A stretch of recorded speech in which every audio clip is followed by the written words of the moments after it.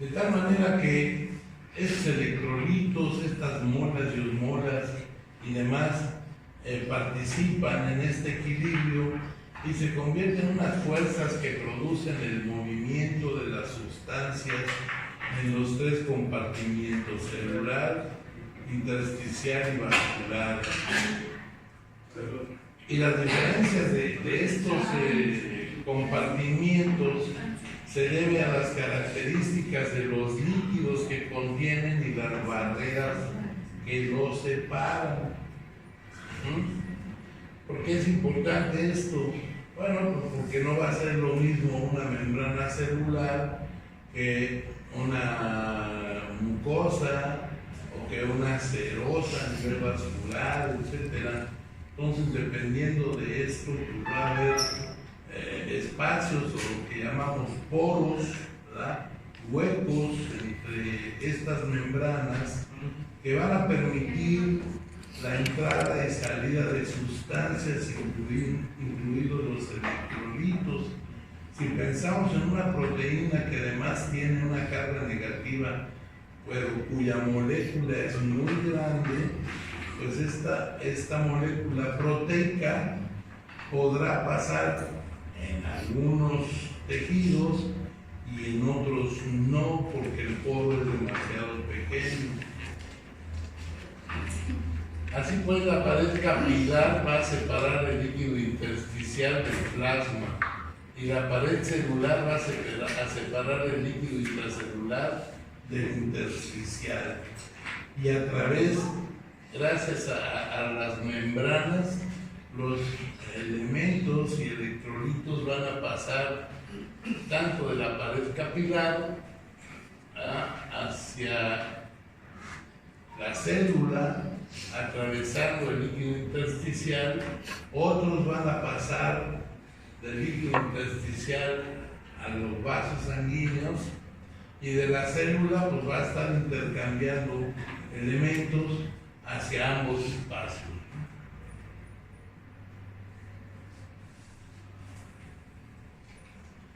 El agua y las moléculas se mueven a través de estas membranas biológicas o barreras, pero se van a mover, dijimos hace un momento, va a depender de la permeabilidad de la membrana y del tamaño del poro por donde pueden entrar las sustancias. Incluso hay algunas células que van a meter elementos, ¿verdad?, hacia el interior sin atravesar un poro, sino mediante un transporte activo que vamos a mencionar ahorita, que se llama pinocitosis.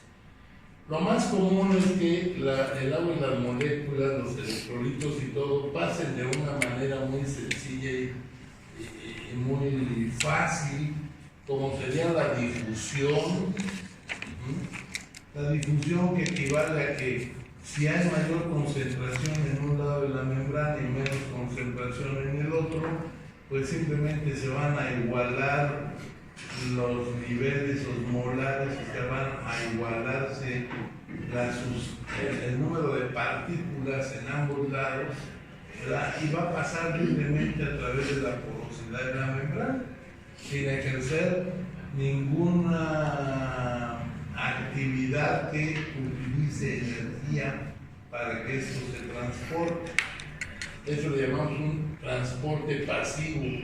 Lo mismo pasa con la filtración.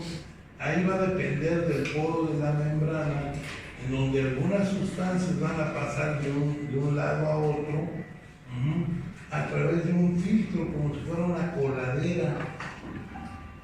Pero si esa membrana tiene una coladera de trama fina, pues van a pasar electrolitos y cosas, pero por ejemplo proteínas que son más gruesas no van a pasar.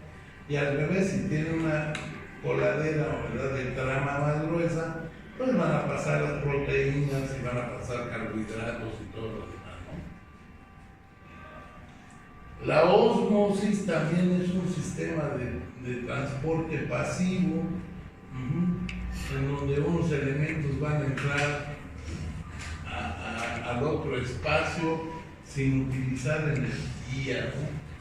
Es como cuando ustedes quieren estudiar para el examen, se ponen el libro debajo de la almohada y creen que les va a pasar el conocimiento pasa libremente. Y tenemos la otra parte que es el transporte activo, en donde ya se utiliza algún tipo de energía, y en este transporte activo pues va a haber intercambio iónico y demás, pero tiene que haber un juego de iones, ¿verdad?, produciendo o cambiando la polaridad de la membrana, y obviamente esto produciendo una energía eléctrica determinada. Y el otro elemento de donde van a entrar a la célula algunas sustancias o algunas moléculas de tamaño mucho más grande que no pueden pasar a través del poro.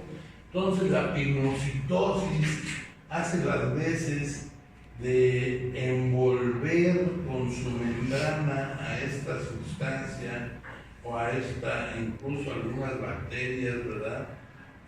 Las abraza, las envuelve, y una vez que las ha envuelto con la membrana,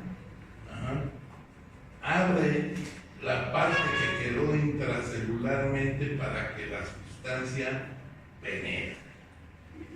Obviamente eso implica también un gasto de energía. ¿Sí queda claro cómo es esto de la pinocitosis? Sí.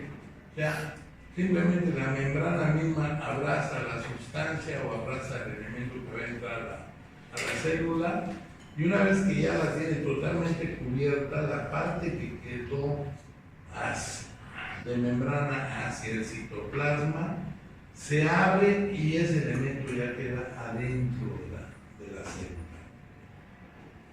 ¿Ya vieron bacteriología, parasitología? ¿Vieron cómo se mueven las amibas? No. Estamos viendo para.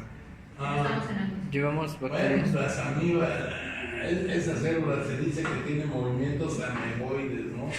La amiba, pues es un protozoario unicelular que se va meneando, ¿verdad? Y como si fuera un pulpo, un molusco, ¿no? Va moviendo su membrana y con esto va avanzando, y también hace las veces de pinocitosis. Así llega a la mucosa intestinal, ¿verdad? Abraza las células del intestino, de la mucosa intestinal, agarra las vellosidades, las introduce, las digiere y con ello se adhiere a la mucosa para seguirse nutriendo. Y lo mismo hacen estas células, es un tipo de pinocitosis.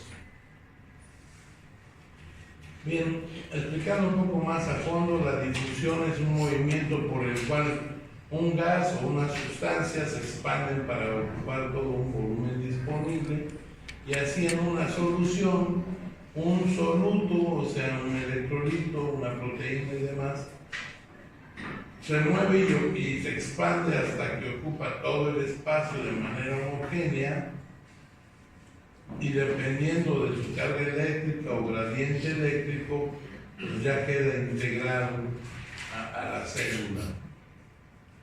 En el organismo ocurre la difusión entre compartimientos líquidos, aunque también están separados por barreras, pero en estos casos la velocidad de paso de sustancias es más lenta. ¿Ok? Y cuando hablamos de gases estamos hablando, por ejemplo, de la hematosis. Rosa María, ¿qué es la hematosis? A ver. Ahí ya debieron, eso es de fisiología básica. La hematosis es el intercambio de gases que se dan en los alveolos. En el alveolo y el capilar. Entonces, fíjate, ahí hay una difusión, se intercambia dióxido de carbono por oxígeno de manera relativamente pasiva. Es una difusión. Esta difusión, también conocida como el equilibrio de Donat, es totalmente un transporte muy pasivo, en donde esta es la membrana, una parte sería la parte intracelular, la otra la parte extracelular, y bueno, pues simplemente se van intercambiando sustancias hasta equilibrar el valor eléctrico, equilibrar el valor de los iones o de los electrolitos al lado y lado. De tal manera que cuando hay presencia de un ion no difusible, o sea que no puede atravesar, los iones difusibles se distribuyen de tal manera hasta que alcanzan el equilibrio, o sea, se igualan las valencias, y así finalmente el producto de la concentración de los iones difusibles de un lado de la membrana es igual al producto del otro lado de la membrana. Si vemos aquí, pues los cloros están equilibrados, los potasios están equilibrados, pero la proteína no puede pasar por difusión. La proteína, como es una molécula más grande, va a requerir otro sistema para poder entrar a la célula. ¿Sí? ¿Queda claro? Juan Carlos, pero hace cara de chincho. Tú, como que no le distribuido, sí. No, Juan Carlos. ¿Daniel? Sí. ¿Sí te entendiste? Pues la difusión prácticamente es un transporte pasivo. Muchos elementos van a estar en nuestro organismo pasando de manera pasiva. Todo lo que estamos haciendo y demás están intercambiando nuestros potasios, sodios y demás, pero guardando un equilibrio para que la equivalencia eléctrica se mantenga equilibrada. Y habrá sustancias, ahí pusimos una proteína, pero habrá, por ejemplo, carbohidratos o grasas y demás, que van a requerir de otro sistema para poder entrar y nutrir a las células y a los tejidos, ¿no? ¿Ya? La filtración, pues es un procedimiento en el cual el líquido es forzado a pasar a través de una membrana o una barrera por una diferencia de presión. Aquí va a haber mayor presión de un lado de la membrana, menor presión del otro, y por esa diferencia de presión el líquido se va a filtrar, y la velocidad de filtración va a depender del tipo de presión que haya. O sea, si hay poca o mucha presión, eso es lo que le va a dar la velocidad de transporte adentro de la membrana. De tal manera que también las moléculas de menor tamaño que los poros, pues van a pasar con el líquido sin problema, ¿no? Pero las mayores moléculas pues pueden quedarse retenidas.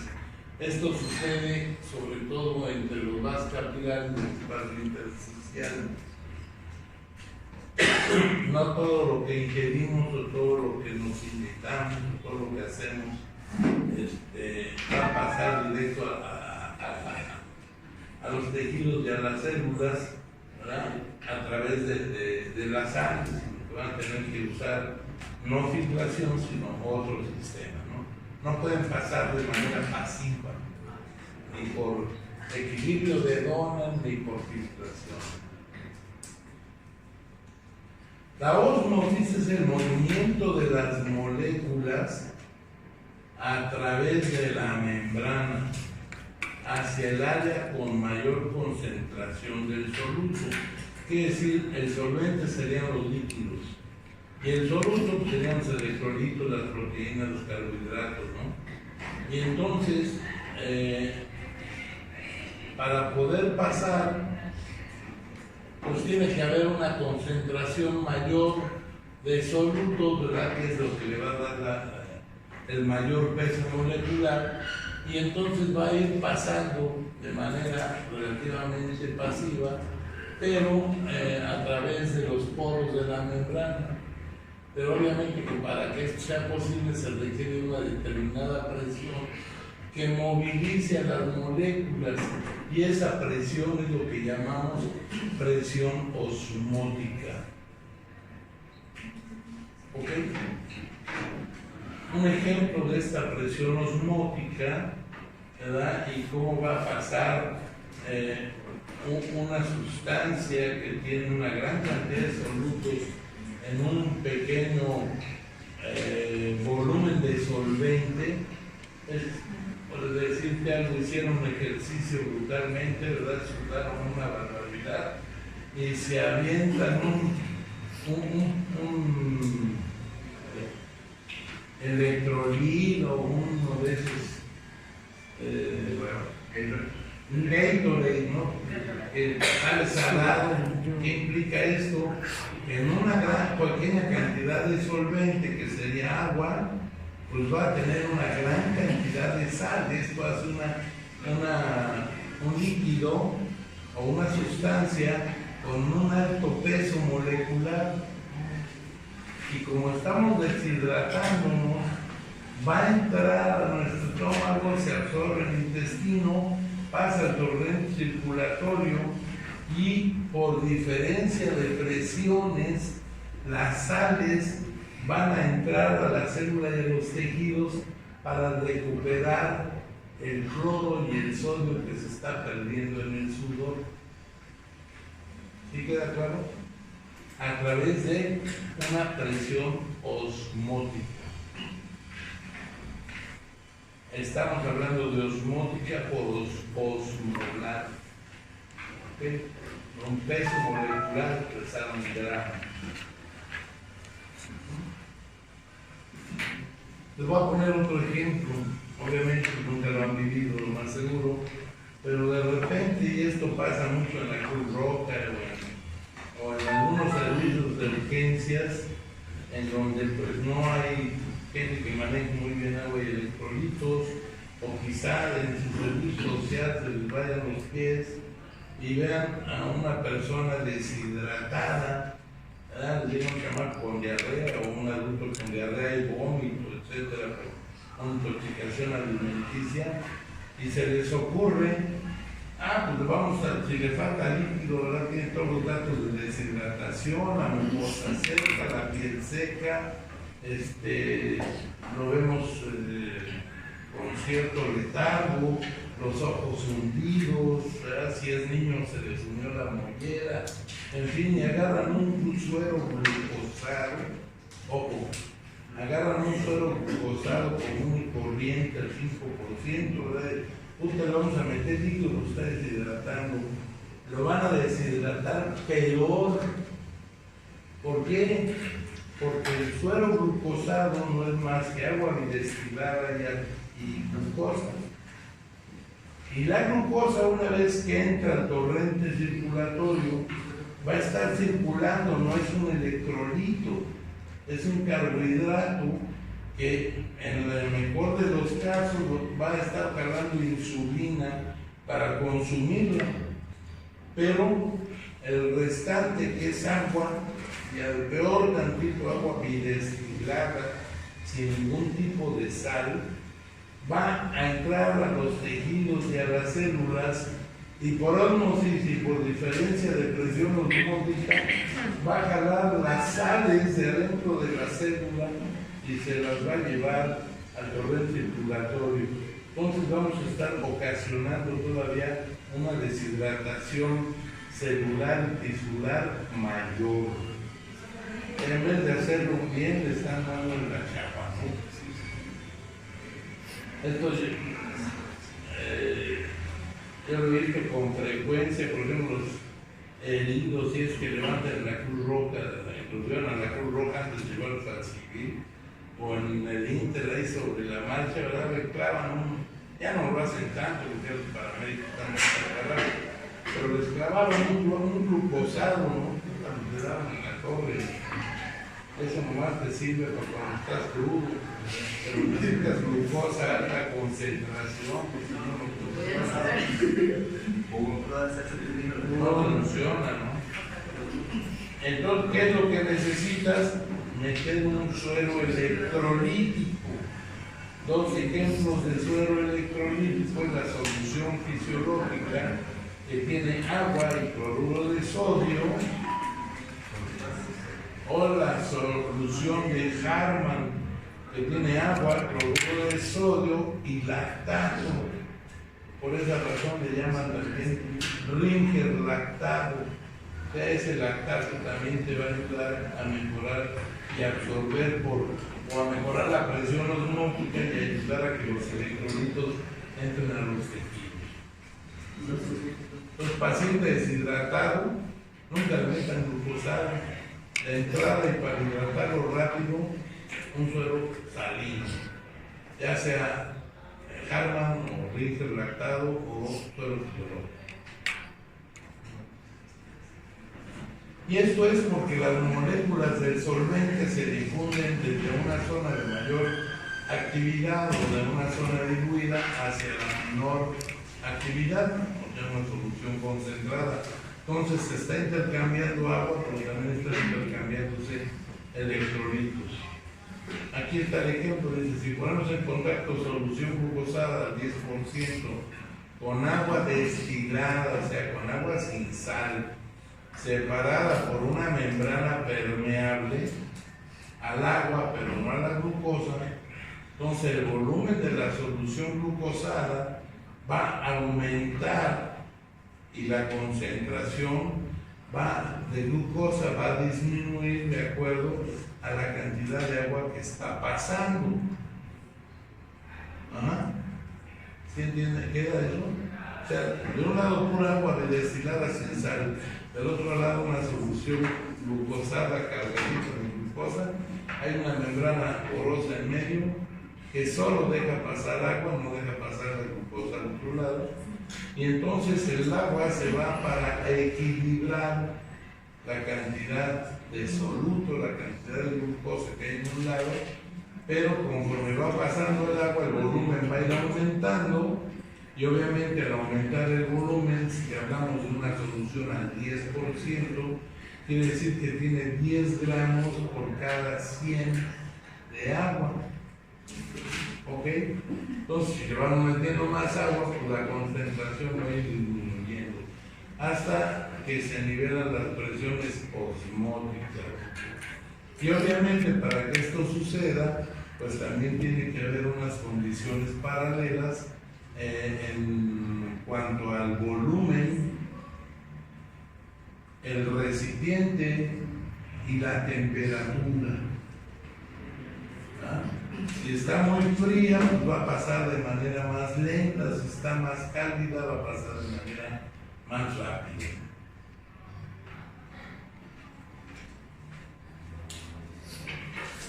Esta concentración osmolar pues es lo que hablamos de tono líquido o del tono del plasma. Y cuando hablamos de la concentración osmolar del plasma, estamos hablando que equivale a 300 miliosmoles por litro. Quiere decir que tiene 300 miligramos de soluto por cada litro, y lo cual va a dar una presión osmótica de 7.9 atmósferas, por lo cual, si no hay cambios bruscos en la composición, y todos los compartimientos de los líquidos corporales van a estar en equilibrio, y con esa misma presión de 7.9 atmósferas. Y el tono lo usamos para describir esta presión osmótica efectiva de una solución, tomando como referencia al gas.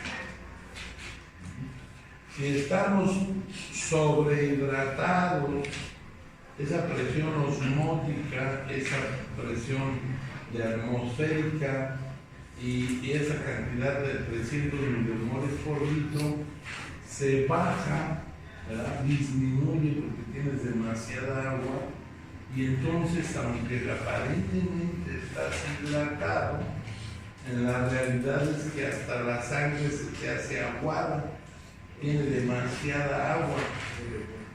Y al revés, obviamente esto hace que pues, la sangre no pueda estar transportando adecuadamente oxígeno, dióxido de carbono, los glóbulos rojos, y esto va a alterar pues, toda la fisiología normal de nuestro cuerpo. Esto pasa, y porque además sigue pasando, por el mito de que si quiero adelgazar me tengo que tomar más de 3 o 4 litros de agua al día. Entonces, ¿qué pasa? Que bueno, si no estás orinando a un nivel acelerado, toda esa agua está circulando en el torrente circulatorio, está diluyendo la cantidad de solutos en sangre, y esto va a ocasionar que empiece a jalar para equilibrarse, empiece a jalar electrolitos y otras sustancias de las células y de los tejidos para mantener un equilibrio osmótico. Pero obviamente esto te va a deshidratar y te va a dañar a las células. Entonces ese truco de que me tengo que estar tomando tantos litros de agua al día para que no me dé hambre y adelgazar, pues es muy mítico. Ciertamente ayuda porque te llenas de agua y no te da hambre, ¿no? Pero estás alterando toda tu fisiología y estás dañando a tus células. Debemos de mantener las expresiones con una buena hidratación, pero también con una buena alimentación, ¿no? Porque al hacer esto se nos baja el tono sanguíneo. ¿Qué pasa al revés? Si te deshidratas, pierdes agua, empiezas a robarle agua a los tejidos y entonces el tono del plasma se espesa, se hace más grueso, la sangre va a circular con mayor dificultad y esto puede ser causa de que al disminuir la viscosidad de la sangre, la viscosidad del plasma, se puedan formar trombos y bueno, pues de repente por ahí darte un accidente vascular, una trombosis. ¿Cuál es la diferencia entre deshidratación isotónica e hipertónica? A ver, fuerza. ¿Cuál es la diferencia entre la deshidratación isotónica e hipertónica? Ahí te va, y hay la hipotónica también. Sí. Una deshidratación hipotónica quiere decir que estás perdiendo demasiada agua, pero también demasiadas sales. Entonces tus 300 milimolas por litro se bajan. Y para rehidratarte requieres agua, pero una gran cantidad de sales, particularmente el cloruro de sodio. En la isotónica quiere decir que estás perdiendo la misma cantidad de agua y de sales, ¿verdad? Pero tu concentración plasmática no se modifica en cuanto a la osmolaridad. Simplemente pues, está bajando, se está robando del tejido intersticial y del tejido celular, se está robando agua y electrolitos para tratar de mantener el equilibrio osmótico. Y en la hipertónica hay una gran concentración de sales porque únicamente estás perdiendo agua. Te pongo el ejemplo. Lo común en una gastroenteritis estándar, ¿verdad?, es que pierdes agua y sales y eso te va a llevar a una deshidratación isotónica. Estás perdiendo la misma cantidad. Ajá. Otro ejemplo, si tienes una alteración a nivel hipofisiario en donde no estás produciendo una buena cantidad de hormona antidiurética, vas a tener un padecimiento que se llama diabetes insípida, que no tiene que ver con la glucosa. O sea, se le llamó así porque en el siglo XVIII, las 3 signos de la diabetes eran polifagia, y sigue siendo, polifagia, poliuria y polidipsia. O sea, te daba mucha hambre, mucha orina y mucha sed. Pero entonces al orinar demasiado, al tener estos tres signos, pues no había en aquel entonces las tiritas que medían la glucosa. Entonces llegaba el médico y ¿qué hacía? Pues a ver, oriné y probaba la orina y si sabía dulce, pues este es diabético, ¿no? Pero había gente que tenía el problema de disminución de hormona antidiurética, orinaba mucho, o eso le ocasionaba mucha sed, o no tenían tanto que ver que tuviera polifagia, eso no lo había porque no le daba mucha hambre, pero sí mucha sed, pero estaba orinando demasiado, y probaban la orina y no sabía dulce. Entonces por eso le pusieron a esta entidad diabetes insípida. Pero el problema es de que esa hormona antidiurética no está actuando para que a nivel renal se reabsorba el agua y los electrolitos, y entonces absorbe electrolitos, pierdes demasiada agua en la orina, porque es un agua además una orina poco densa, muy diluida, y esto va a hacer que te deshidrates, pero que mantengas altos niveles de sales en sangre. Entonces te da una deshidratación hipertónica. ¿Sí te queda entendible? Sí. Bien. ¿Cómo tienes que manejar esta deshidratación hipertónica? Pues no le vas a meter pura solución salina, porque le vas a aumentar todavía más las sales, ¿no? Tienes que meterle una solución equilibrada. Normalmente no puedes meterle una solución hipotónica, ya no puedes meter pura solución glucosada porque lo vas a diluir. Vas a meter sales porque ahí va a haber un intercambio rápido buscando el equilibrio osmótico, ¿verdad? Pero pues le vas a poner, por ejemplo, una solución de 2 partes de glucosado, que finalmente es agua, con una parte de salina, ¿no? En los niños se mezclan, ¿verdad? Le mezclan sobre la marcha, le mezclas, por decirte algo, sobre 100 mililitros que le vas a pasar intravenoso, le vas a poner 35 de Karman o 35 de fisiológico y 65 de glucosado. En los adultos, a como se maneja de manera rutinaria, le ponen cada 8 horas 1 litro de glucosado, 1 litro de salina y 1 litro de glucosado dividido, ¿no? Entonces ahí lo devuelves a la homeostasis y le quitas esa característica hipertónica, pero además le vas a dar chance al riñón a que se estabilice, ¿no? Y si es una hipotónica, pues lo que necesitas es sal, te vas a meter pura solución salina, no meter glucosa.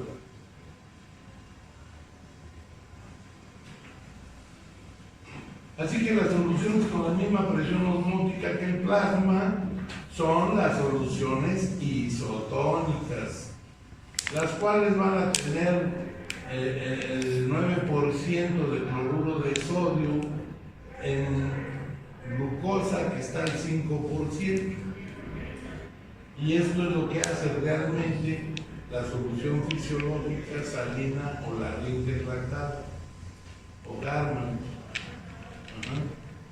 Estas todas son soluciones isotónicas que son similares a la presión y a la osmolaridad del plasma.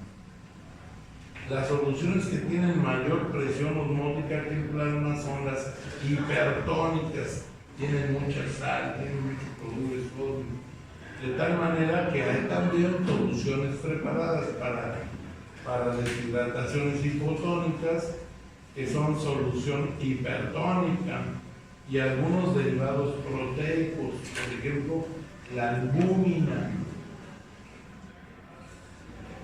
En los pacientes quemados, que tienen quemaduras muy extensas, ¿verdad? Además de meterle soluciones cargadas de hipertónicas, ¿verdad? ¿Por qué? Porque están perdiendo una gran cantidad de agua y de electrolitos a través de la quemadura, sobre todo empieza a llorar la piel quemada, ¿no? En eso le vas a meter soluciones hipertónicas y además albúmina, para que la albúmina, al ser altamente hipertónica, es una proteína, pues evite la pérdida de líquidos a nivel vascular. Y las soluciones con menor presión, pues es menor presión osmótica, pues son las hipotónicas, y entre ellas, pues la representante más importante es la solución glucosada, que es glucosa en agua destilada. Quiere decir que tiene 5 gramos de glucosa por cada 100 mililitros. Y aquí volvemos otra vez para que vean cómo así entran las matemáticas, ¿no?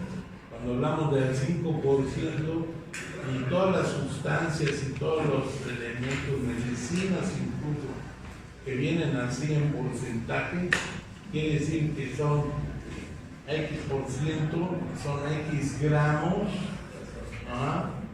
de glucosa o de medicamento por cada 100 mililitros de agua o de solvente.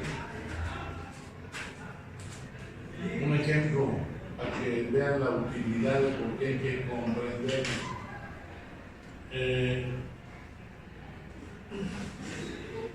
En un medicamento que sea una suspensión, un antibiótico en suspensión, te dice, por decirte algo, amoxicilina 250 miligramos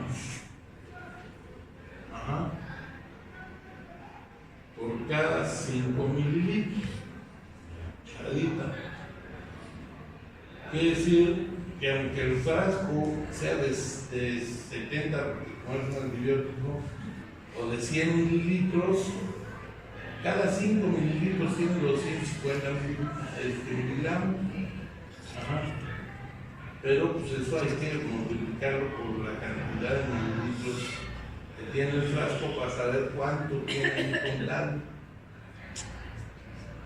Pero me dicen, bueno, sí, eso es lo que tiene de antibiótico, pero y el líquido, todas las medicinas, sobre todo las líquidas y suspensiones, viene por decirte amoxicilina 250 miligramos por cada 5 mililitros. Y luego trae una sigla que dice, ahí está, esta sustancia, ¿qué será? Que será tan buena que la traen todas las medicinas, porque dice excipiente CDP. ¿Alguien sabe para qué significa? Y sí lo han visto, ¿no?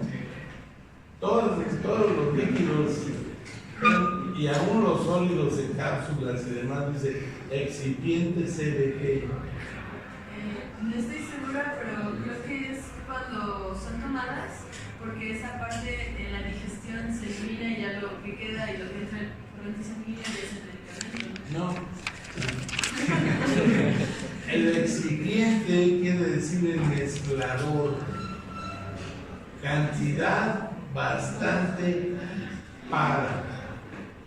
Bastante qué. Bastante qué. O sea, dice mezclador o excipiente, le pone la cantidad bastante para 100 mililitros. Quiere decir, agarrar una amoxicilina, que es un polvo,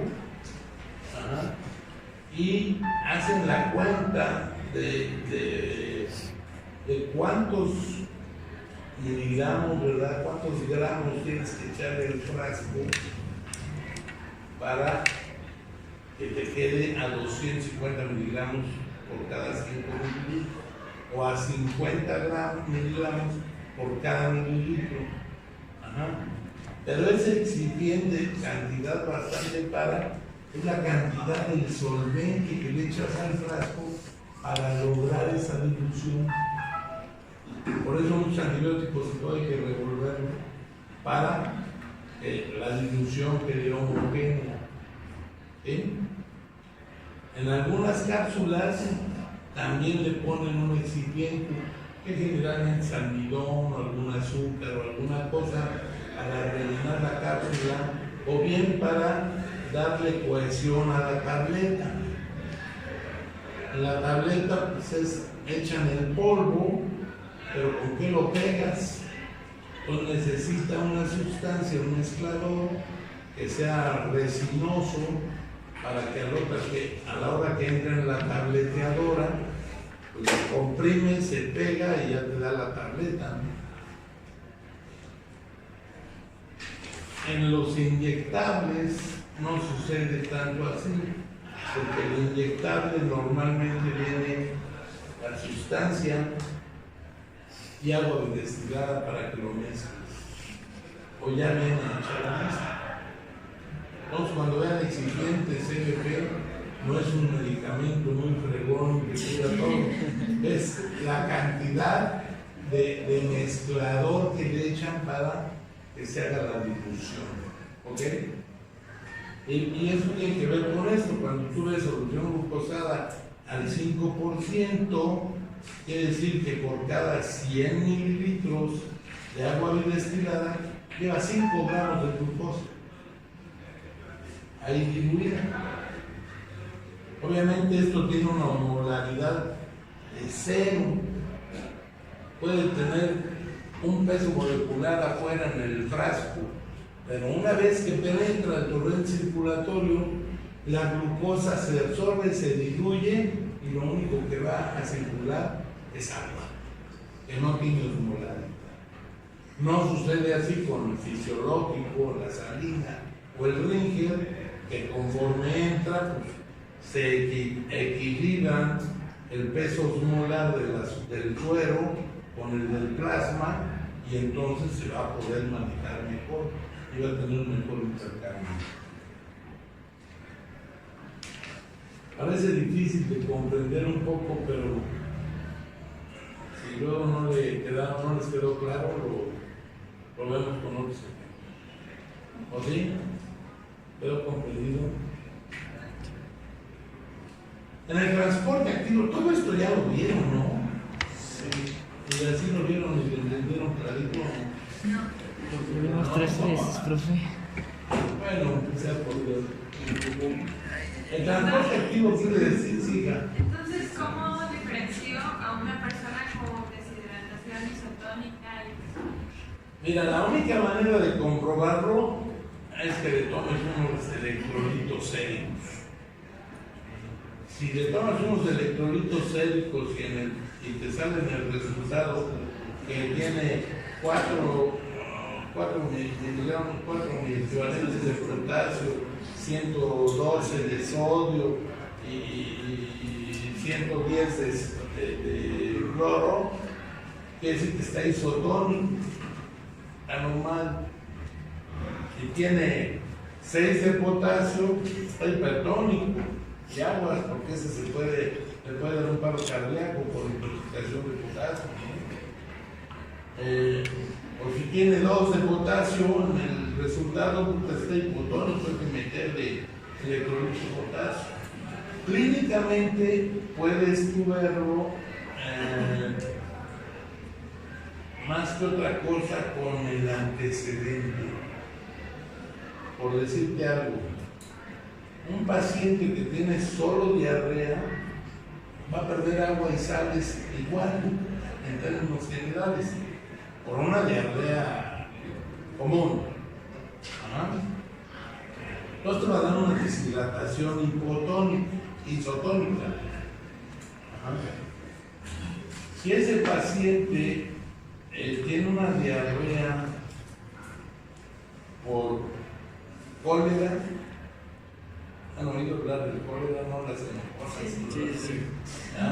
Por una bacteria, un bicho que se llama virus cólera, que tuvimos una epidemia aquí hace como 10 años en México y en el mundo, y se murió un chorro de gente, ¿no? Bueno, los pacientes que tienen diarrea por cólera, que es uno de los primeros síntomas, la diarrea, van a deshidratarse con una pérdida brutal de agua, porque prácticamente están evacuando como patos, ¿no?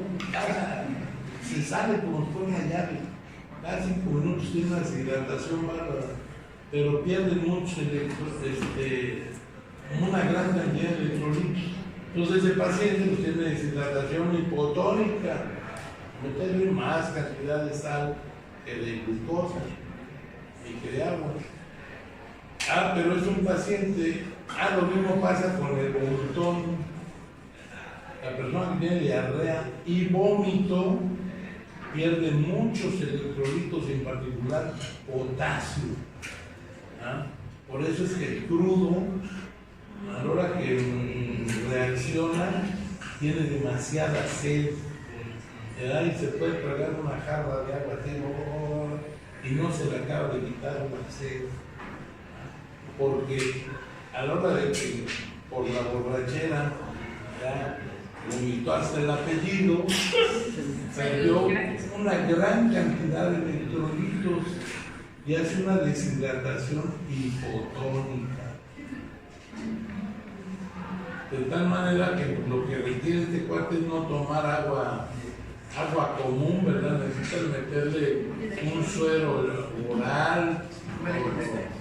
Y como dicen, a la cruda se cura con una cerveza, ¿no?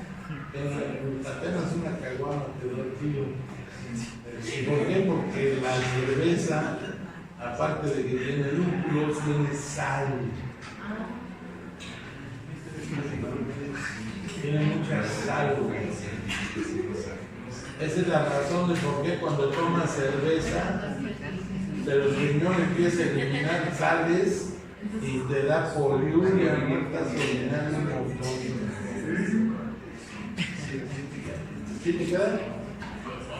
Tienes que buscar el antecedente al ojo clínico. Tú no puedes saber qué deshidratación es.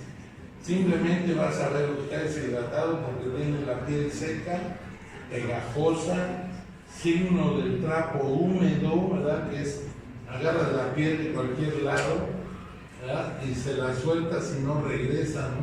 Sino se queda así como la pellizcaste. Ojos hundidos. Ojos hundidos. Tiene ojos hundidos, seca. Piel seca y pegajosa, signo de lienzo húmedo, mucosas secas, saliva espesa o ni a ver ni saliva, los ojos hundidos, y en los pequeños que todavía tienen fontanela, la mollera se les cae, se les baja. Esto es bastante común, sobre todo a nivel de la zona rural y sobre las zonas pues, de menor nivel socioeconómico, donde hoy existen muchas creencias que dicen, ay, es que el niño está empachado, le hicieron de ojo, ¿verdad? O se le cayó el cuajo. Y ese dichoso cuajo, ¿verdad? Lo que pasa es que se le sume el vientre, ¿no? Y tiene la piel así pegajosa y lo primero que pasa es que se le sume la mollera. Lo llevan con la curandera, la que le va a curar del empacho, y agarra saliva con azúcar y le echa bastante baba con azúcar de la mollera y se la ponen ahí para que se le suba la mollera. Mi madre, y se le va a subir. También les ponen alcohol, ¿no? ¿Les ponen qué? Alcohol en la mollera. Sí, no, pero eso es más para la calentura. El alcohol, y ese es el alcohol en las tandas de los pies, en todo el cuerpo y en la mollera. Y sí se les baja la calentura, pero tiene un peligro. ¿Ya? Puedes bajarle la temperatura demasiado rápido y les puedes ocasionar un choque.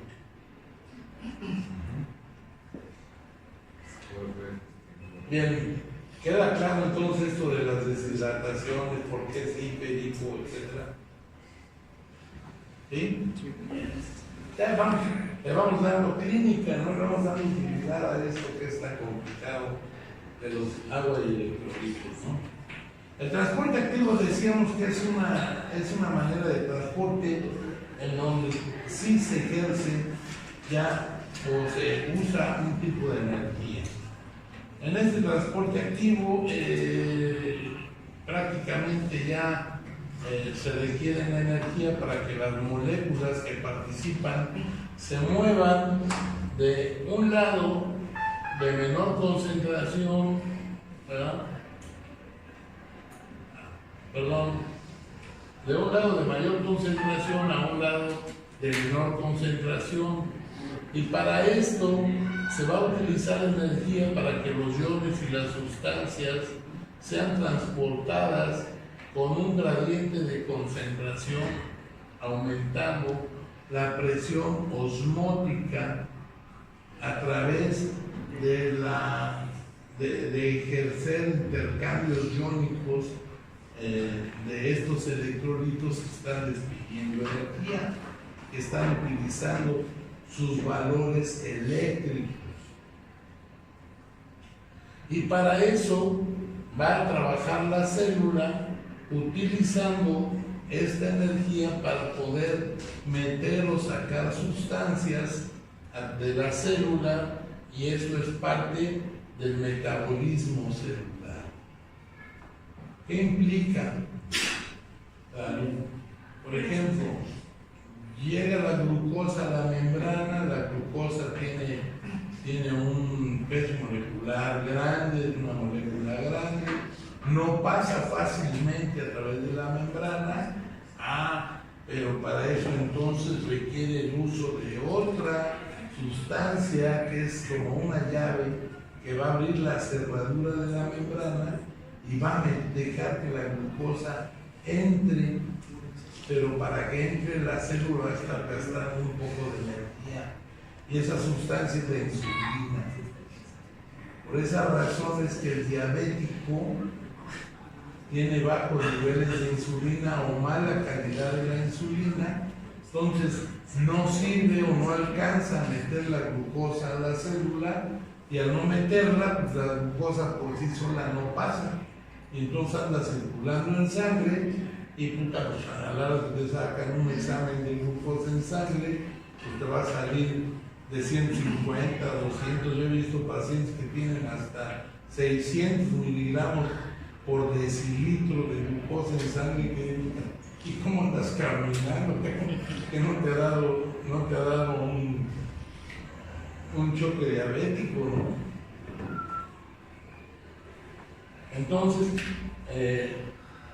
este transporte activo para meter algunas sustancias y nutrientes, pues va a requerir de que la célula ejerza una actividad, ¿verdad?, echa a andar su ciclo de Krebs, gaste oxígeno, gaste energético para gastar el ATP del adenosíntrifosfato y producir energía, y esa energía finalmente pues sí va a ir a los tejidos y demás, pero también le va a ayudar para que estos elementos puedan entrar y sigan nutriendo a la mitocondria y sigan produciendo ATP, ¿no?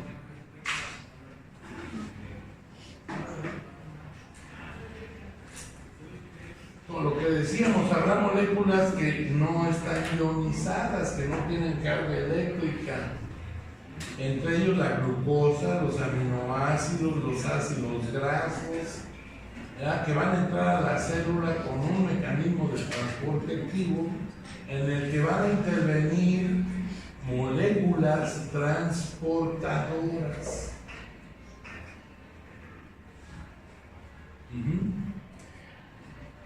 Entonces, a nivel de sangre, algunos elementos, algunos nutrientes y demás tienen que pegarse a otro transportador para llegar a la célula y poder ingresar con un gasto de energía inherente de la propia célula. Entonces es un transporte activo, pero en donde, aunque no tengan carga eléctrica, pueden entrar, ¿no? Muchos de esos transportadores van a estar mediados o van a ser prácticamente hormonas, y entre ellas la insulina, que es para la glucosa, o bien la hormona de crecimiento para los aminoácidos.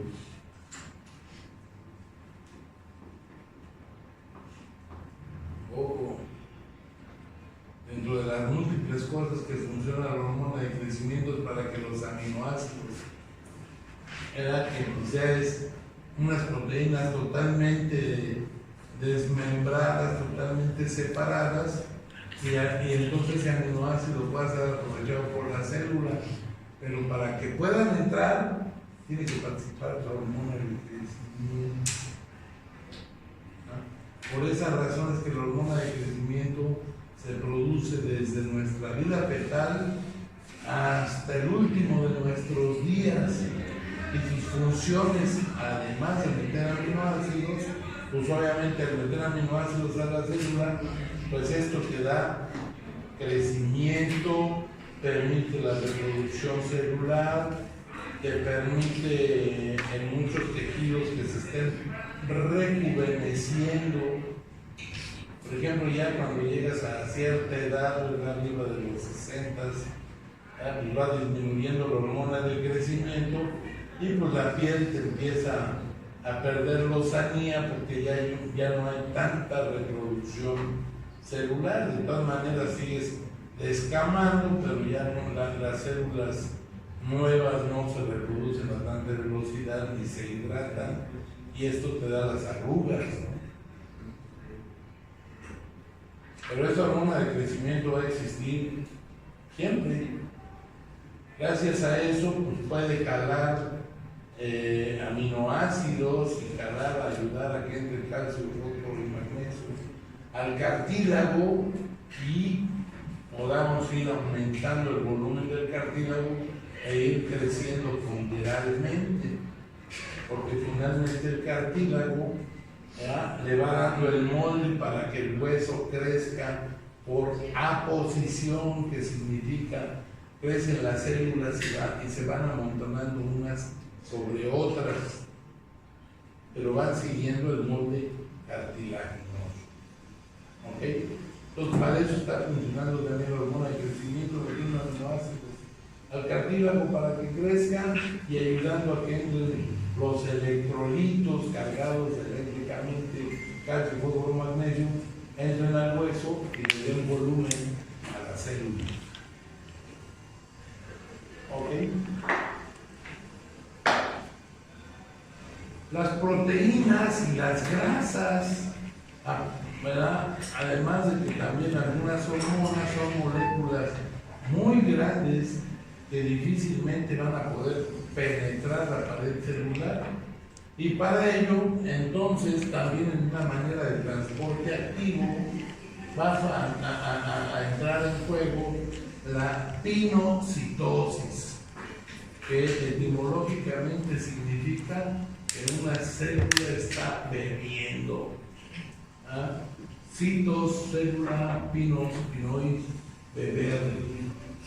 De tal manera que esto asemeja a la fagocitosis de los leucocitos, ¿verdad? De las células cebadas, o de las amibas, o las shiguelas, ¿verdad? De cómo van comiendo, abriendo un poco, abrazando al nutrimento o a la sustancia, ¿verdad? O a la bacteria, en el caso de los leucocitos, abrazan a la bacteria y se la tragan y la destruyen, ¿no? Entonces esta pinocitosis es cuando llega la molécula grande al borde de la membrana y no puede entrar, va a activar algunos receptores específicos, la membrana se invagina, no es que imagina, se invagina. ¿Sí entienden qué es invaginar? Sí. Es como cuando nos sacamos una media o un calcetín, ¿verdad? Y entonces lo del tobillo se voltea hacia el talón, pero se dobla y así se hace la membrana, se traga a la sustancia, ¿verdad? A la molécula, y la introduce al citoplasma. Y así es como están entrando fundamentalmente algunas grasas, muchas proteínas y demás adentro de la célula.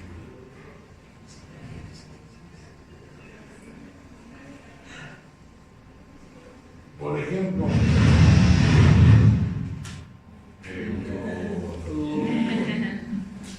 en los niños, entran las proteínas y ahora con la moda nueva, lo que es una moda reciente, esto de la lactancia prolongada. Antiguamente, creo que a ustedes les ha de haber tocado todavía, sus mamás o sus abuelitas les empezaban a dar de comer pues, muy pequeños, ¿no? A los 2 meses ya le estaban dando jugos, frutas, y a los 4, 5, 6 meses ya les daban huevo y frijoles y demás. Ahora vemos una moda en donde el niño requiere pura leche materna o leche de bote, pero ningún otro alimento porque su intestino no está preparado para digerir proteínas, azúcares y demás más complejos, lo cual no es cierto. Obviamente es como todo, ¿no? Si tú vas entrenando a determinado tejido, y en este caso a las vellosidades intestinales, ciertamente un recién nacido pues, tiene una mucosa intestinal pues, con barrida totalmente, casi ni tiene flora bacteriana. Con los primeros nutrimentos y demás se le empieza a formar. Por esta razón es que los lactantes tienen diarreas con mucha facilidad. O las mamás dicen, ay, es que le di la leche fulana y no le cayó, le da diarrea. O lo escriben. Y pues no es que no le cayó, simplemente es que todavía su mucosa no está muy bien preparada para digerir algunas proteínas.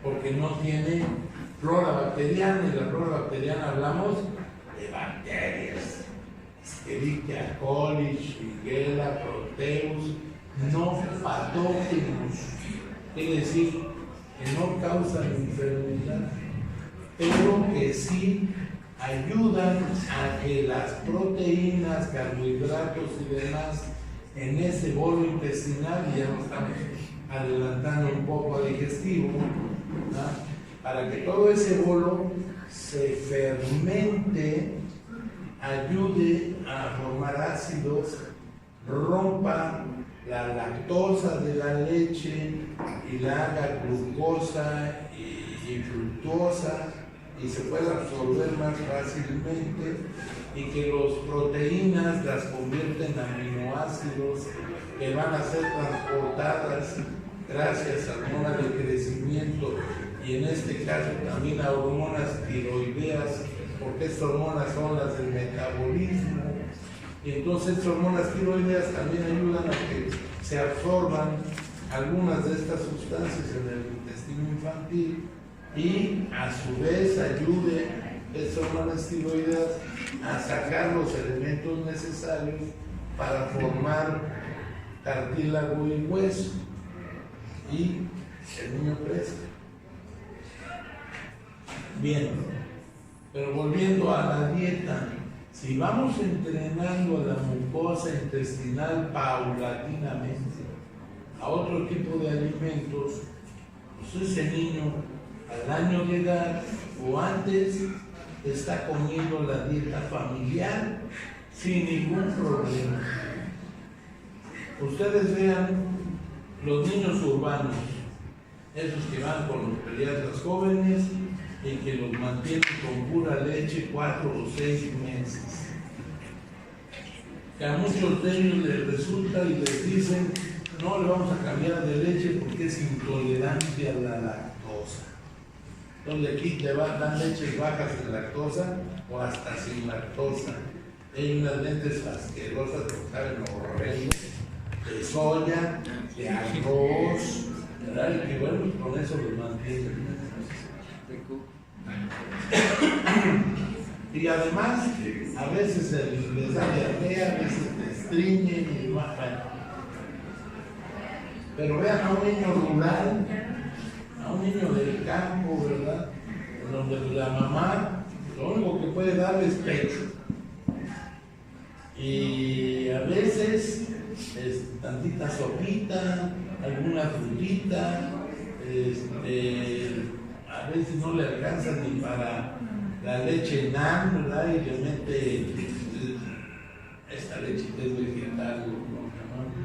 Nutrileche, y es barata además, le dan nutrileche, ¿no? O le dan de plano leche de vaca, que también ese es un riesgo. Pero ahí van los chamacos entrenando su mucosa intestinal, ¿verdad? Y al poco resto se pueden comer piedras que no les pasa nada. Esos niños sabrán que están comiendo huevos de rancho, frijoles hervidos, hasta frijoles fritos, caldo de carne, ¿no? En fin, de todo. Y les empezaron a dar la dieta tempranamente y con lo que había. O sea, estos no van a ver al pediatra, ¿no? Van al centro de salud, nomás que les ponen las vacunas. Entonces, sí se puede. Más que todo requiere entrenamiento. Es como el que quiere echarse la carrera de 5 kilómetros ya sin haber nunca ni siquiera ido al cerro a caminar, lo revienta, ¿no? Pero si te entrenaste paulatinamente, pues sí vas a aguantar. O sea, es con todo nuestro organismo, todos nuestros tejidos, requiere un entrenamiento y un ejercicio para poder desarrollar al interior todas las funciones tisulares y celulares. Entonces ya quedó claro que esto de la pinocitosis, como es, prácticamente lo envuelven, se lo tragan y lo meten a la célula. Ajá. Bien. En las etapas más simples del equilibrio común y corriente, ¿qué significa? Que todas estas sustancias, sodio, potasio, cloro, cloruro de sodio y demás, entran por filtración, por equilibrio del órgano, por ósmosis, por diferencia de gradiente de presión. Van a entrar a la célula sin problema. Algunas otras sustancias van a entrar por transporte activo, quiere decir que la célula ejecuta una acción que con un determinado volumen de tiempo y con esto penetra la luz. Y obviamente para que esto suceda va a requerir de algún transportador que le ayude a la sustancia a meterse adentro de la membrana. Y en la pinocitosis, glucosa, coloides, proteínas, aminoácidos, etc., la membrana celular va a hacer un movimiento amistiano, abraza la sustancia y la mete a su interior. ¿Ok? Para entender esto debemos de entender la membrana celular. La membrana celular no es como un plástico, es como una bolsa de plástico que le llenamos de agua, ¿no? Sino que la célula tiene elementos diversos que conforman la membrana. No es una película impermeable y que va a tener poros, huecos que van a permitir la entrada de diversas sustancias de acuerdo al tamaño del hoyo o el tamaño del poro que tiene esa membrana. ¿Ok? Pero además tiene algunos receptores que identifican la sustancia que está por fuera y con ello le permite abrir el poro y que la sustancia se meta. Por ejemplo, si llega un cloro, un potasio, un sodio a la membrana lo reconoce como un receptor, abre estos huecos y se mete por un transporte pasivo. ¿Ok? Que llega la glucosa, carbohidratos de carbono, estimulan al receptor, al poro, pero requieren de un transportador que ayude a que ese poro se abra.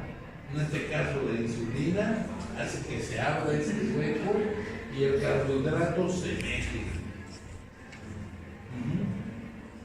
Y en el caso de la pinocitosis, pues simplemente esto se dobla, envuelve a todo, ¿verdad? Y luego se separa, abre esos poros, se rompe esa membrana en ese nivel y la sustancia ya quedó adentro.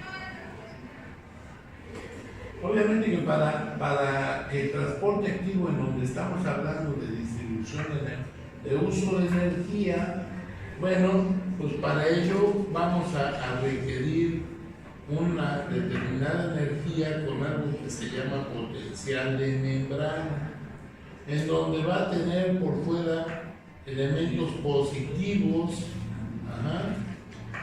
va a estar manejando más o menos unos 70, 90 milivoltios de corriente eléctrica o de equilibrio eléctrico.